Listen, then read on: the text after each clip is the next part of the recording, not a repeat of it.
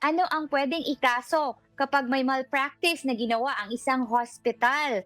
Ayan. 'Pag ganito, Attorney M, Oo. sinasabi natin, tinatawag natin ito sa batas na may vicarious liability yung hospital. For example, Mhm. nagkaso tayo ng reckless imprudence resulting to homicide kung namatay yung pasyente, o kaya reckless imprudence resulting in serious physical injuries kung merong dinanas na matinding injury yung ating pasyente. Dapat nating palaging tandaan na may nabubulol ako diyan sa vicarious Oo.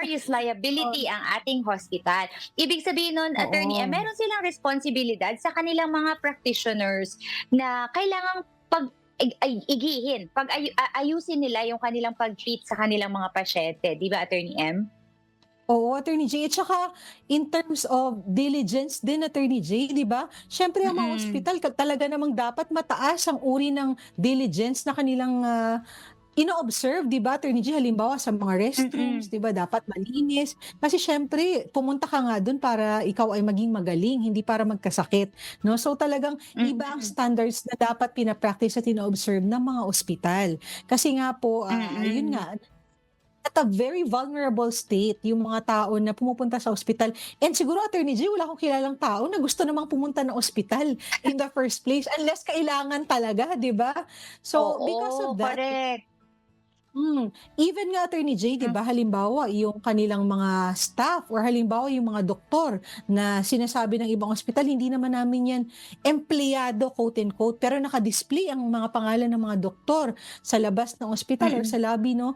Meron daw tinatawag na natin yung doctrine of apparent authority. So even if ang may pananagutan halimbawa yung kanilang doktor, maaaring magkaroon ng sinasabi mo, Attorney J, yan pati ako nabulol na, vicarious liability ng 'Di ospital, ba? oo. Parang Kasi wala naman dapat tayong ikabulol dun, bakit ba tayo nabubulol dun oo, sa vicarious liability na 'yan? Ibig sabihin, oo. i-a-assume nila yung responsibilidad ng kanilang mga empleyado o ng kanilang mga manggagamot, kasi dapat naman talaga, they are assuring, or they are ensuring the public, kasi Yes. you are in charge of the life and limb of the people na pumupunta doon para nga Mhm. magpagamot o magpagaling, 'di ba? Kaya't meron Yan. silang puwedeng maging liability. Hindi puwedeng medical malpractice lang nung practitioner, kailangan yung Mhm. hospital puwede rin silang managot kapag Yes. napatunayan na meron silang hindi ginawa sa kanilang due diligence dapat sa kanilang mga empleyado o yung mga members ng kanilang Agree. hospital.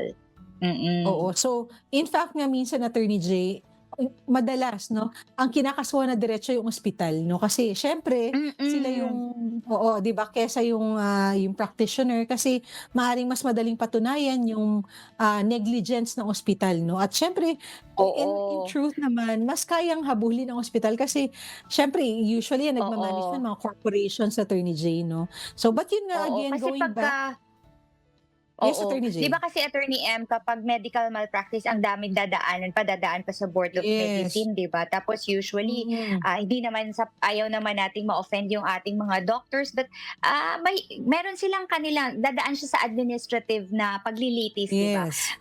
Whereas Mhm. kung idediretso natin sa liability ng hospital, siyempre hahabulin natin yung talagang management ng hospital.